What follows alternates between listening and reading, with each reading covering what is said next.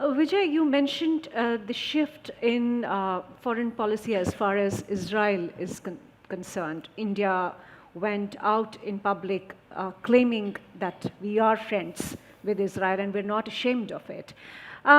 Does the BJP government also have the clarity about what China, Turkey, Saudi Arabia, and Iran are to India, whether they are allies or enemies or frenemies? What relationship do we have with these four countries? See, I couldn't elaborate it in my previous answer, but we need to put the India-Israel relations in juxtaposition with our traditional allies like Arab countries and also China. What Modi ji has done is that before visiting Israel, he has visited practically all major countries in the Gulf.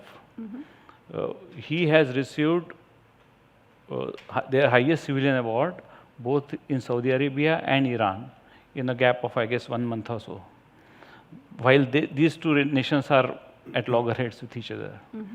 So we have also done a large amount of work as far as energy security is concerned.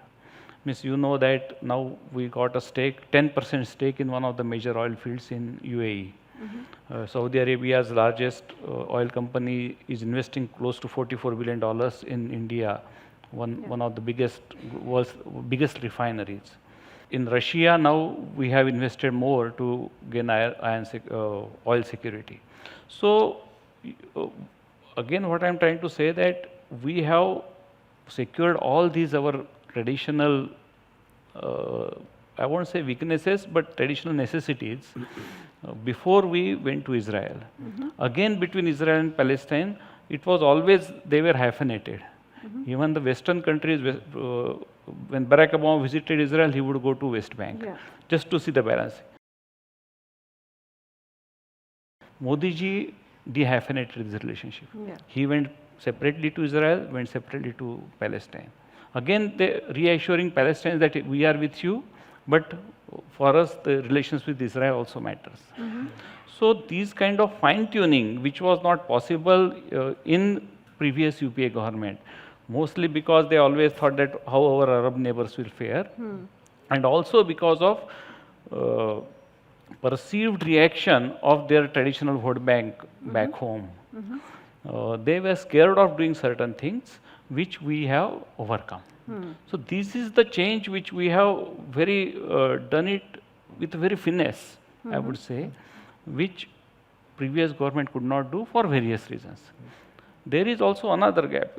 You should see the statistics that before 2014, with major countries in the world, how many years Indian head of the government has not visited. And then these numbers with Sri Lanka, with Nepal, with UAE, with Canada, the gap goes into decades. So 20 years, 30 years. For example, with UAE, 34 years apparently, no Indian head of government visited UAE. Even in Nepal, close to 20 years, no one has gone. We basically, what has happened in the second term of UPA, foreign policy was almost abandoned, the fresh initiatives on foreign policy. The last one which we have done was the civil nuclear deal, which happened in the end of UPA 1. But then because of various confusions, corruption, scandals, and the weakening of the prime ministerial office as such, there was a big weakness. I will give you an example. Immediately after the victory of 2009 of UPA, there was a summit in Sharm el-Sheikh in Egypt, where India has first time gave two big concessions to Pakistan. In a joint statement, we said that, okay, we will not wait the cross-border terrorism to stop before dialogue. They said terrorism and dialogue can go together. And second thing, we also gave them concession on Balochistan. So these kind of policy setbacks we have done it.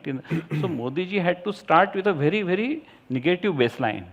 And with that, when you see today's we have done in last 4 years, the achievements are very outstanding. I specifically wanted to understand whether BJP considers China as a friend or an enemy. BJP has been quite open about Pakistan. We understand also from Modi's statements that Pakistan is an enemy. But on China, it's not really clear whether China is a friend or an enemy.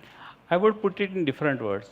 In China, in last 10, 12 years, 15 years, and in next couple of decades to come, we will continue to cooperate and we will continue to compete. Because right now, these are two most significant world powers in this part of the world and also globally. The way both the countries address Doklam crisis shows the maturity of our relations. And I must say that after 1962, not even a single bullet has been fired across Chinese border, in spite of so many adventures from Chinese side. So it shows the maturity of our relations. And most importantly, which you may not be knowing, that at the peak of Doklam crisis, in those 9 months and in year 2017, it has not affected our trade. In fact, the trade has gone up by 30%. So we are very cleverly, both the countries are trying to separate the trade issues from the security issues. So I won't say you cannot, foreign policy cannot be in a black and white always in terms of India-Pakistan relations. The relations are, as I always tell in a joke, that when you try to register yourself on a Facebook and it asks for a marital status, single, married, and then it's complicated. It's complicated. With China, it's complicated. And that's the fact. Yeah. Please remember to subscribe to us and switch on the notifications for this channel. For our other social media links, more content, and to support our work, please visit citti.net. Dhanyavad. Namaskar.